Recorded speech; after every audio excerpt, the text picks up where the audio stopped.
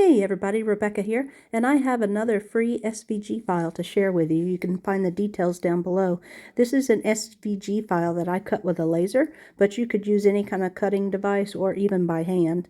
And it is a layered stencil design that I used to create these abstract flower-shaped cards. So I hope you like it. This is my first attempt to doing a lasered stencil, but I think it came out pretty good. So far, I've just cut it out of cardstock, and it's actually held up pretty well.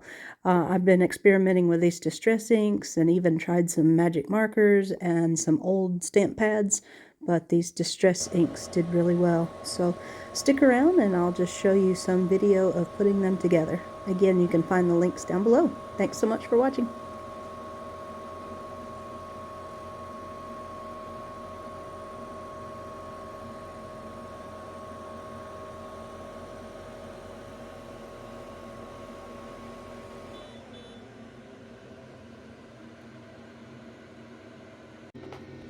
Hey everybody, Rebecca here, and I'm trying something different that I've never done before. I am attempting to make a layered stencil, and so I'm cutting it out in cardstock this first time just to test it.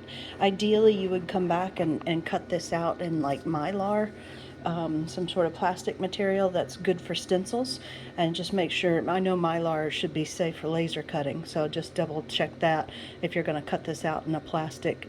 But I have created this, it's fairly simple design that I did in Inkscape. I did it kind of the long hard way. I'm sure there's an easier way to do this, but it's a 3-layered stencil design to where you can add these colors one at a time using you know, any kind of light acrylic paint or some of these dyes, you know, to pounce up and down onto a greeting card through the stencil.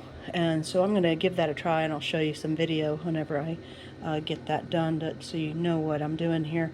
But this will be kind of the base layer is what I'm going to call it, and then this I've designed it to try to go on top of it. And don't go by the rectangle itself. Use these circles down here as your registration marks, and so if you line those up, it'll be roughly again, I've never done one of these before, but this is kind of the design that you can expect whenever you put it on your greeting card. So the first layer with the spirals, and then this next layer with these like abstract flower shapes, and then you would come in with another coordinating color to layer on top of that one, again lining up your circles the best you can.